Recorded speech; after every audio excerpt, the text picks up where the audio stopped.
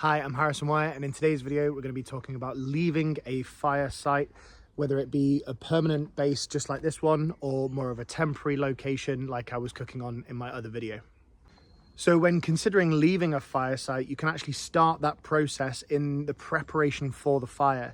You want to be thinking about where it is you're going to be having a fire and also the size. What are you going to be using it for? Is it going to be relatively small, or are you going to be making perhaps a larger fire that you might be cooking on? Here on my school site, we are incredibly lucky to have actually established a couple of our permanent fire sites.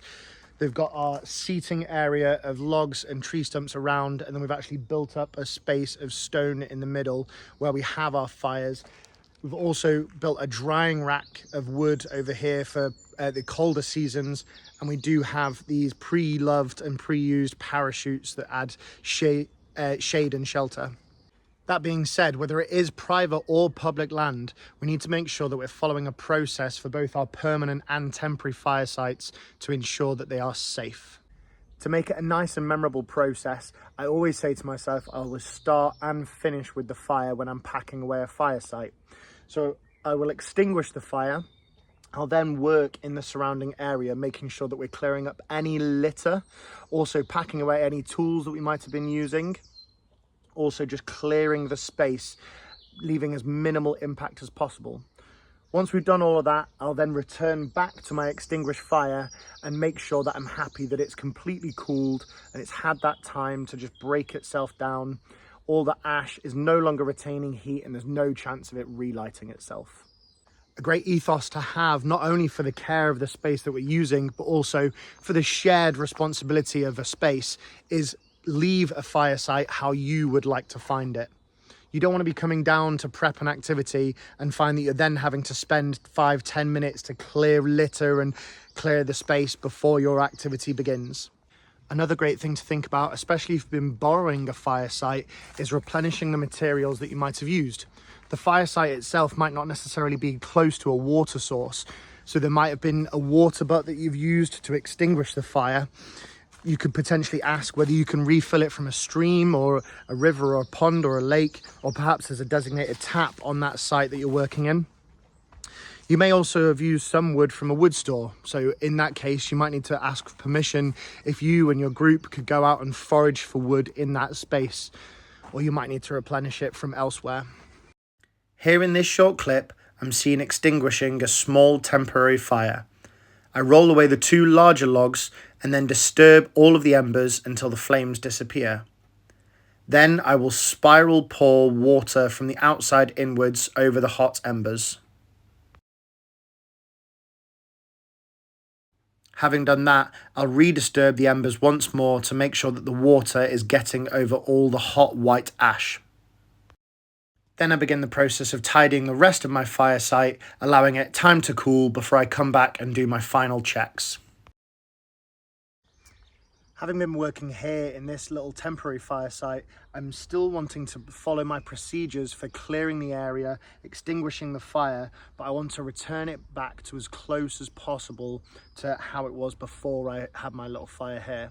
I want to be leaving no trace. So what I've done is I've let the fire cool completely down, and I've, as before, cleared away any tools and equipment that I might have used, and I've cleared away any rubbish. And getting in nice and close, what I want to do is return all of this material here back to the earth where I found it, and it's going to add some nutrients to the surrounding area. So what I'm going to be doing is I'm going to be scattering, making sure that everything that I grab is completely cooled and isn't going to be at risk of relighting or starting a fire in our woodland. Spreading it far and wide.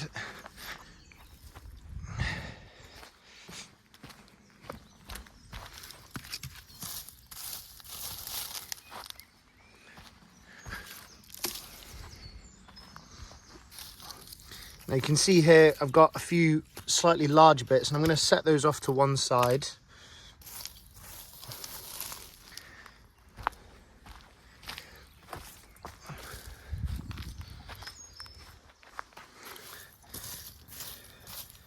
But I'm just scattering all of this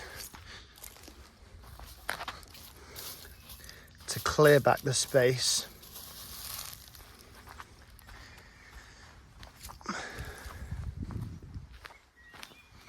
One of the reasons we do this is it might be that we don't want anyone else to use this fire, so we're reducing the impact of the fire on this particular spot of ground compared to a permanent site.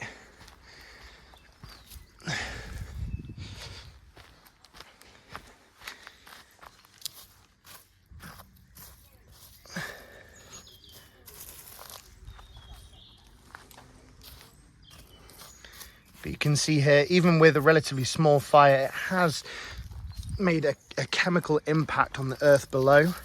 So I can try and get down below that. And then what I'm going to do, like I said, I'm going to take these larger bits. I'm going to move those to one of our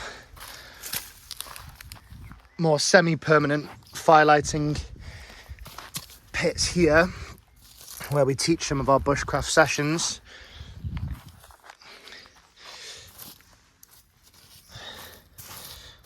I'll try and do one more run over here. And again, I want it to look as close to as possible what I had before. So now you can see around where I had my fire is all the sort of the loose earth and wood chip that was before. So I can scatter that over and mix it back in. And I'm just removing any evidence